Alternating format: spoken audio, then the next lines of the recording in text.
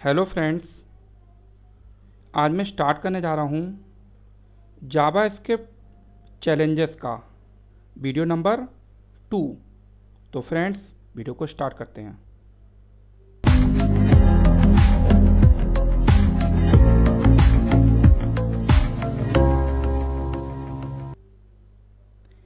अब मैं अपने सिस्टम की स्क्रीन पर आ चुका हूँ और सबसे पहले मैं ओपन करूँगा जावास्क्रिप्ट कंपाइलर, जहाँ पे मैं अपने जावास्क्रिप्ट कोड को रन करूँगा।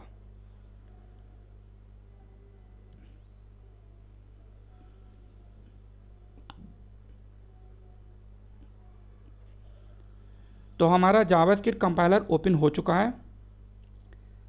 आज के वीडियो में हम करेंगे रेगुलर फंक्शन और एरो फंक्शन के बीच में क्या डिफरेंसेस होते हैं।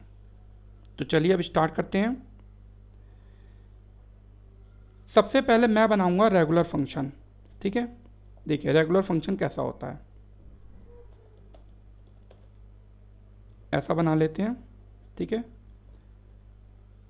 Return x into x. अब मैं इसको कॉल करता हूं।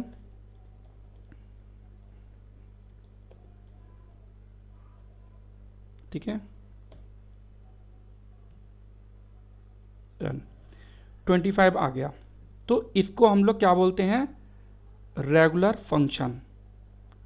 और ये रेगुलर फंक्शन तब से चला आ रहा है जब से जावास्क्रिप्ट बनी है। ठीक है, अच्छा अब बनाते हैं एरो फंक्शन, जो कि ES6 में इंट्रोड्यूस हुआ था। चलिए, कॉन्स्ट मैं ले लेता हूं आउटपुट के नाम से। ठीक है, और यहाँ ले लेते हैं ए, ले लेते हैं और रिटर्न ए इंटू ए। कंसोल डॉट लॉग आउटपुट, इसमें ऐसा करते हैं 8 डाल देते हैं, रन करते हैं। ठीक है, तो ये 64 आ गया। तो देखिए ये है रेगुलर फंक्शन। ठीक है, और इसको हम लोग बोलते हैं एरो फंक्शन। ठीक है, तो ये तो था लिखने का तरीका। ठीक है, तो अब बात आती है डिफरेंसेस की। इसमें डिफरेंसेस क्या है, देखिए एक डिफरेंस तो ये है, यहाँ पे आप देख सकते हैं कि हमारे जो फंक्शन की बॉडी है उसमें सिंगल लाइन स्टेटमेंट है। ठीक है, अच्छा एरो फंक्शन के केस में हम लोग क्या कर सकते हैं, ये कर्ली ब्रेसेस हटा सकते हैं और रिटर्न भी हटा सकते हैं अगर सिंगल लाइन स्टेटमेंट है। देखिए रन करके दिखाता हूँ। देखिए रन हो गया, कोई प्रॉब्लम नहीं हुई। अब यहाँ पे अगर रिटर्न हटाएंगे तो अनडिफाइन दे देगा ये आपको। ठीक है, यहाँ तक कि आप कर्ली ब्रेसेस भी नहीं हटा सकते हैं इसमें, ये भी नहीं कर सकते हैं। ठीक है, चलिए अंडू कर देते हैं।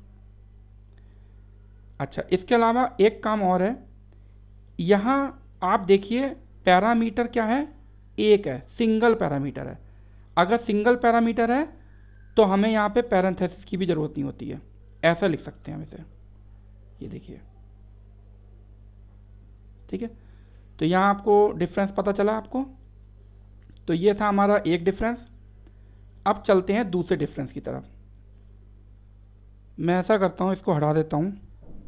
ठीक है,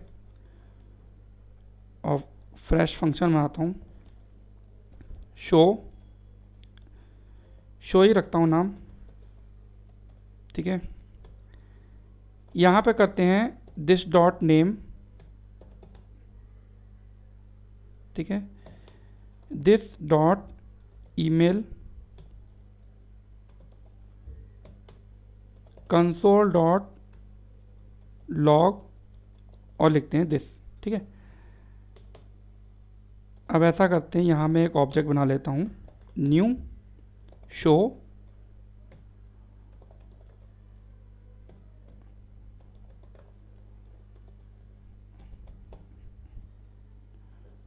ठीक है, फिर रन करते हैं। ये देखिए यहाँ पे क्या हो रहा है, मैं इस रेगुलर फंक्शन को एज ए कंस्ट्रक्टर यूज़ कर रहा हूँ। कहने का मतलब है कि मैंने इस रेगुलर फंक्शन को जब कॉल किया है तो एज ए कंस्ट्रक्टर मैंने वैल्यू पास करी है। तो ये चीज़ केवल रेगुलर फंक्शन के अंदर ही पॉसिबल है, एरो फंक्शन के अंदर ये चीज़ पॉसिबल नहीं है। ठीक है, अब मैं आपको ऐसा करता हूँ, एरो फंक्शन में करके दिखाता हूँ।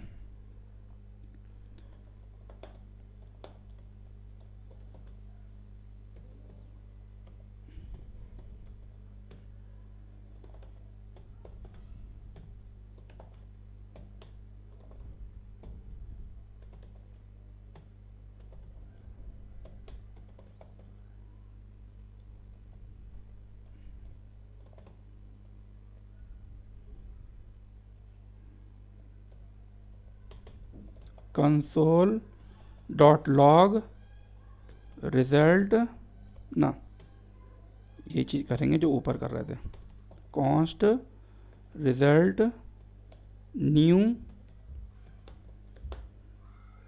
ठीक है, ओबीजे लिखेंगे यहाँ पे, obj2। ठीक है, रिजल्ट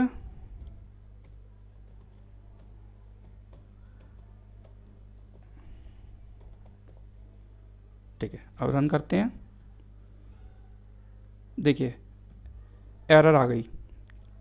तो देखिए रेगुलर फंक्शन में, ठीक है, हम कंस्ट्रक्टर के थ्रू मतलब उसे एज ए कंस्ट्रक्टर यूज़ कर पा रहे हैं, बट ये चीज़ एरो फंक्शन के अंदर पॉसिबल नहीं है। तो इसने यहाँ पे क्या लिखा है, result is not a constructor, ये जो है एक कंस्ट्रक्टर नहीं है।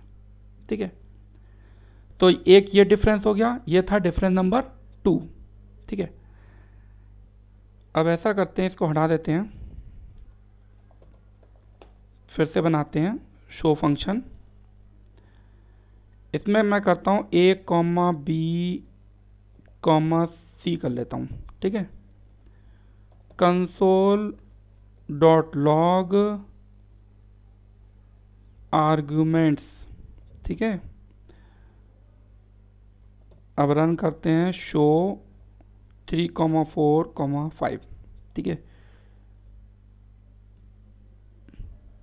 ठीक है, तो ये देखिए, तो यहाँ पर क्या होता है, हमें एक आर्गुमेंट्स नाम का ऑब्जेक्ट अवेलेबल होता है। मतलब ये चीज़ रेगुलर फंक्शन के अंदर ही होती है, एरो फंक्शन के अंदर आर्गुमेंट नाम का ऑब्जेक्ट नहीं होता है। ठीक है, अगर यही चीज़ आपको एरो फंक्शन में करनी पड़े तो कैसे करेंगे, वो भी मैं आपको करके दिखाता हूँ। ठीक है, ये बना दिया। मैं ऐसा करता हूँ a, b, c करा। अब देखिए मैं पहले ऐसा करके भी दिखाता हूँ कि ये चलेगा नहीं आर्ग्यूमेंट्स इसके अंदर। ठीक है,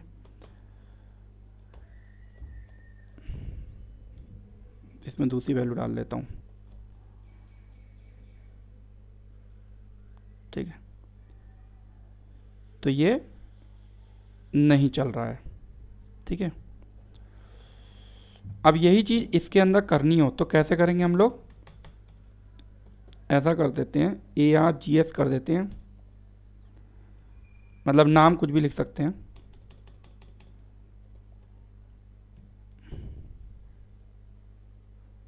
ये देखिए, तो यही काम आपको अगर करना हो तो इस तरीके से कर सकते हैं। मतलब यहाँ पर क्या हो रहा है कि हम पूरी की पूरी वैल्यू, मतलब आप ऐसे समझ लीजिए यहाँ पे मतलब पूरे एक ऑब्जेक्ट में मिल रही है, या यहाँ पे एक तरीके देख सकते हैं, एक हमें एरे में मिल गई है, मतलब एक साथ एक वैल्यू मिल गई है। कहने का मतलब ये है। ठीक है, वैल्यू हमने यहाँ से अलग अलग पास करी थी, बट ये यहाँ पे जाके एक एरे की तरह बन गई। और यहाँ पर क्या हो रहा है, यहाँ भी वैसे ही है कुछ कुछ, लेकिन यहाँ ऑब्जेक्ट की तरह हमें मिल रही हैं। ठीक है, तो कहने का मतलब है ये था हमारा तीसरा डिफरेंस कि आर्गुमेंट्स नाम का ऑब्जेक्ट रेगुलर फंक्शन में मिलता है और एरो फंक्शन में नहीं मिलता है। चलिए अब करते हैं नेक्स्ट। मैं ऐसा करता हूँ, इस बार हमें रिमूव करने की ज़रूरत नहीं है पूरा कोड, ठीक है। देखिए डुप्लीकेट पैरामीटर, देखिए यहाँ पे मैं डुप्लीकेट पैरामीटर डाल रहा हूँ, ए डाला है मैंने फर्स्ट लोकेशन पे और यहाँ थर्ड लोकेशन पे भी मैंने ए डाल दिया है, तो ये चीज़ कोई प्रॉब्लम नहीं होगी। यही चीज़ अगर आप यहाँ करोगे तो प्रॉब्लम करेगा। ए कॉमा बी कॉमा ए, ए कॉमा बी कॉमा, बस मैं यहाँ से 2 वैल्यू पास करता हूँ। अभी फ़िलहाल इसको, वैसे तो एरर दे देगा, और चलिए रन करके दिखाई देता हूँ, ठीक है। इसे कमेंट कर देता हूँ, कंट्रोल के सी, नहीं हुआ है।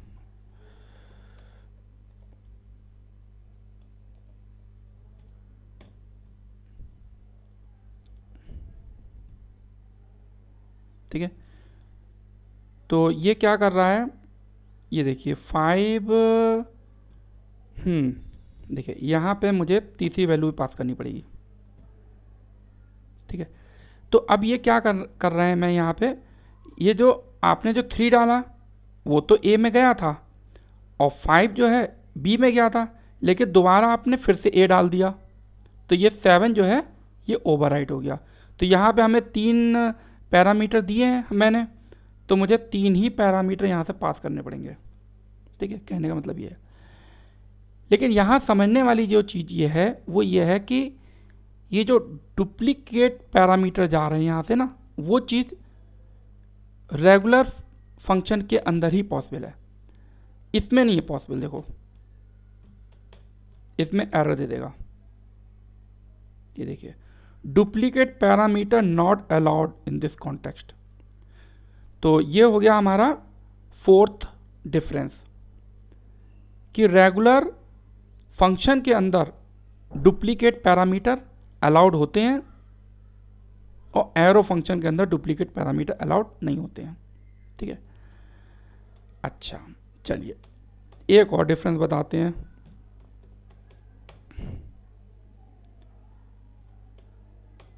देखिए यहाँ पे अब कुछ लिखो या ना लिखो, मैं आपको दिस के बारे में बता रहा हूँ। ऐसा अब ये वैल्यू पास कर रहे हैं, इसका कोई यूज़ नहीं कर रहा हूँ मैं, बस मैं आपको ये बता रहा हूँ। इसे कल कमेंट करूँगा तो ज़्यादा अच्छा समझ में आएगा, ठीक है। देखिए हो क्या रहा है कि ये जो रेगुलर फंक्शन है, ठीक है, इसमें हमें दिस अवेलेबल रहता है, ठीक है। देखिए मैं इसे ऐसा करता हूँ, कमेंट कर देता हूँ पहले, तब समझ में ज़्यादा अच्छा आएगा, ठीक है। अब इसको मैं करता हूँ तो देखिए क्या होगा, कुछ नहीं मिलेगा आपको, ब्लैंक मिला। लेकिन अगर आप इसको कमेंट, इसको रन करें तो आपको पूरा मतलब मिल रहा है डेटा। कहने का मतलब है कि ये दिस कॉन्टेक्स्ट है वो रेगुलर फंक्शन के अंदर अवेलेबल रहता है, बट एरो फंक्शन के अंदर ये अवेलेबल नहीं रहता है। तो ये था हमारा 5वां डिफरेंस। तो फ्रेंड्स मैं आपको अच्छे से बता दूं, अगर आप मर्न का कभी इंटरव्यू देने जाते हैं या फ्रंट एंड डेवलपर का इंटरव्यू देने जाते हैं या बैक एंड डेवलपर का इंटरव्यू देने जाते हैं, तो आपसे जावा स्क्रिप्ट के क्वेश्चन पूछे ही पूछे जाएंगे। तो हो सकता है आपसे इंटरव्यू में एक क्वेश्चन पूछा जा सके कि रेगुलर फंक्शन और एरो फंक्शन के बीच में क्या डिफरेंस होता है, ठीक है। तो आप बता सकते हैं।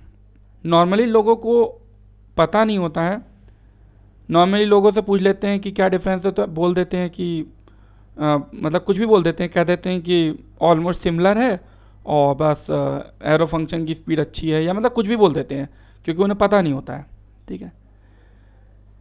तो कहने का मतलब है कि ये बहुत इंपॉर्टेंट टॉपिक है, आपको इसे अच्छे से करना चाहिए। समझ में नहीं आ रहा हो तो वीडियो को पॉज करके आगे पीछे करके इसे अच्छे से देख लीजिए, बट ये बहुत इंपॉर्टेंट है अगर आप इंटरव्यू देने जा रहे हैं। तो फ्रेंड्स, आज का यहाँ वीडियो मेरा फिनिश होता है। आपको वीडियो कैसा लगा कमेंट्स के थ्रू मुझे ज़रूर बताइएगा, और वीडियो अच्छा लगे तो लाइक ज़रूर करिएगा, और ट्राई करिए इस वीडियो को अपने फ्रेंड सर्कल में भी शेयर करें, ताकि जो बंदे इंटरव्यू देने जा रहे हैं उनकी हेल्प हो सके। और फ्रेंड, अगर आप मेरे चैनल पे नए आए हैं तो मेरे चैनल को सब्सक्राइब जरूर करिएगा। तो फ्रेंड्स, आज का वीडियो फिनिश करते हैं। धन्यवाद, बाय बाय।